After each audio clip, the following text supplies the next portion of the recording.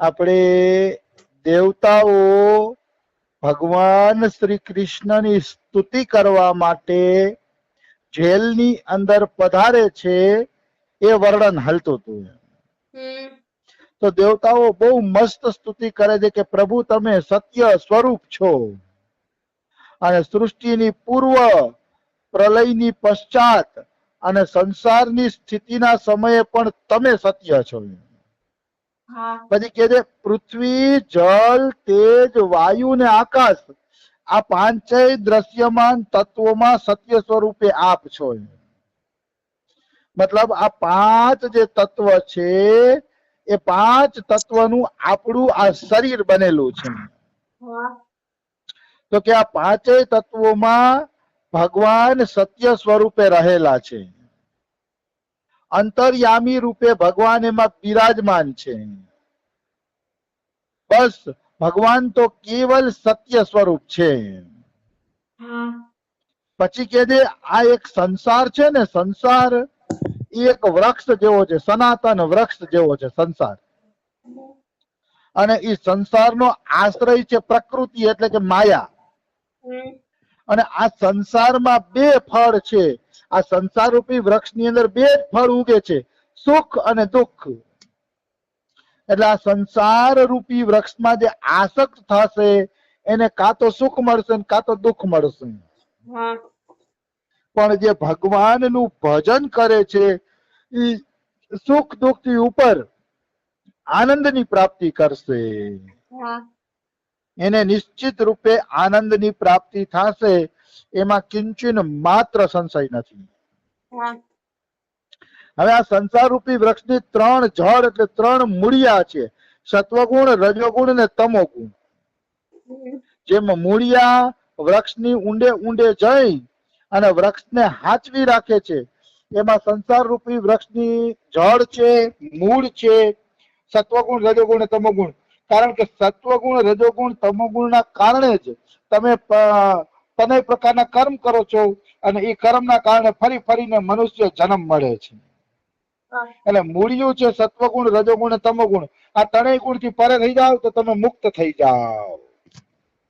અને આ ત્રણેય ગુણમાં રહેશો તો ત્રણેય ગુણના કારણે હારા નરસા કર્મ થશે, અને હારા નરસા કર્મ થશે તો આગળ જન્મ લેવો પડશે તમારે.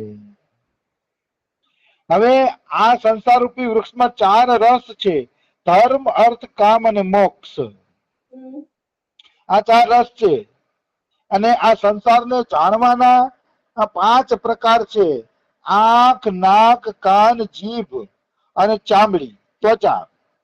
અને આ સંસાર રૂપી વૃક્ષ શરીર, શરીરની વાત કરતી, શરીરના 6 સ્વભાવ છે: पैदा होना, रहना, बढ़ना, बदलना, घटना और नष्ट हो जाना. આના વિશે થોડુંક મારે વિસ્તારથી કહેવું છે. આ શરીર છે ને, શરીર એ જન્મે અને મરે ત્યાં સુધી એમાં 6 પ્રકારના ફેરફાર થાય છે. પેલું છે પૈદા હોના, એટલે કે આ શરીર જન્મે છે. ખાલી મનુષ્યની નહીં, 84 લાખ યોનિમાં બધાય શરીર જન્મે છે. જૈનમાં પછી રહના એટલે ટકે છે. કોઈ 80 વર્ષ, કોઈ 90 વર્ષ, કોઈ 100 વર્ષ, કોઈ 50 વર્ષ. રહના એટલે ટકે છે. બઢના એટલે વધે છે.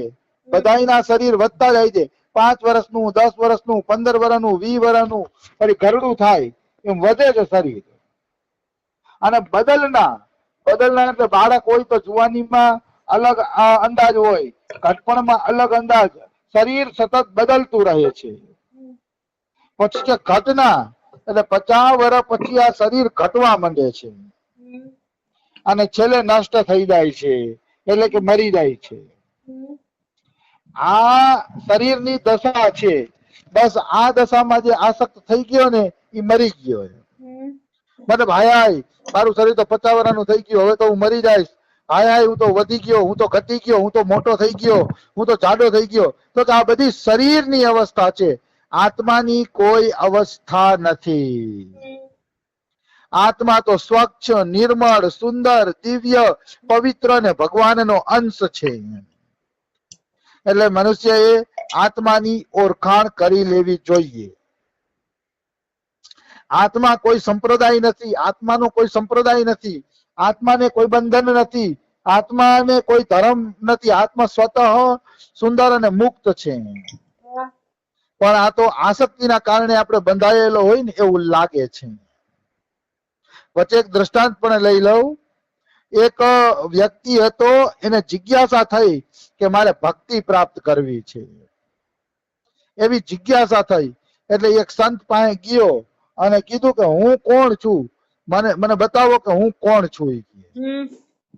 તો ઓલો કે ભાઈ તું તો ફલાણો છો ને, બ્રાહ્મણ છો ને, કોઈ કે તું આ જ્ઞાતિનો છો ને, કોઈ કે તું આ છો ને, બધા સંપ્રદાયનું ને શરીરનું ને જ્ઞાતિનું ને એનું જ વર્ણન કરે. અને ઓલા ભાઈ ને કઈ સંતોષ ન થાય. તો એક વખત એક સિદ્ધ મહાપુરુષ પાસે ગયો અને સિદ્ધ મહાપુરુષને પૂછ્યું હું કોણ છું. તો સિદ્ધ મહાપુરુષ એને ધોકો માર્યો, ધોકો મારીને મારી નાખ્યો. ધોકો મારીને મારી નાખ્યો. પણ બધા હાહાકાર કરો, મારે તમે મારી નાખ્યો કે તમને પોલીસ પકડી જશે કે તમે તો આની હત્યા કરી દીધી કે આવું કરાય કે. તો કે ચિંતા ન કરો, કલાક પછી જીવતો ઘર દઈ શીખીએ. પછી મહાત્માએ કલાક પછી જીવતો કર્યો. પછી મહાત્માએ પૂછ્યું હવે બોલ તું કોણ છો. તો ઓલો કાંઈ નો બોલ્યો, બોલ્યા વગર રડતો રડતો વયો ગયો. કાંઈ નો બોલ્યો. તો બધા કે લે આ કેમ કાંઈ બોલ્યો નહીં.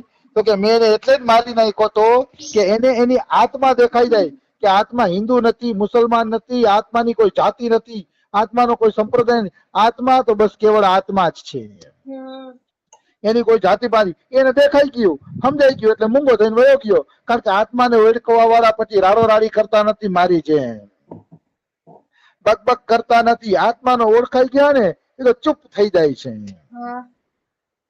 આવી વસ્તુ છે.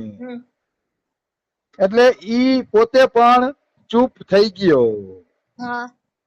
આવી વાત છે. તો કહેવાનો ભાવ છે કે આત્માને ઓળખી લ્યો, બસ આત્માને ઓળખી લીધું એટલે બધું આવી ગયું. પછી બીજું કઈ ઓળખવાની જરૂર નથી. આવી વસ્તુ છે. તો આ શરીરના વર્ણન કર્યું. આ શરીર નાશવંત છે, એ વધે છે, ઘટે છે, અંતે નષ્ટ થઈ જાય છે. એમાં આત્માને ઓળખી દો. હમણાં મને કોઈ ભક્ત કહેતું હતું કે રામકૃષ્ણ પરમહંસ એના શિષ્યોને એમ કહેતા કે મેં આ શરીરમાંથી એવી રીતે મમતા છોડી દીધી છે જયારે કોઈ પોતાના કપડા કાઢી અને ખીટીએ ટીંગાડી દીધા હોય. મેં મારા શરીરને આ ખીટીએ ટીંગાડી દીધું છે, મતલબ હું શરીર છું જ નહીં, હું તો આત્માનો આનંદ લઉં છું. રામકૃષ્ણ પરમહંસ એમ કહેતા. આપણે ખીટીએ કપડા ટીંગાયેલા હોય તો એ પછી હળી જાય તો ભલે, ગમે થાય તો ભલે, આપણે હું મતલબ ખીટીએ ટીંગાઈ છે, આપણે એનાથી અલગ છીએ.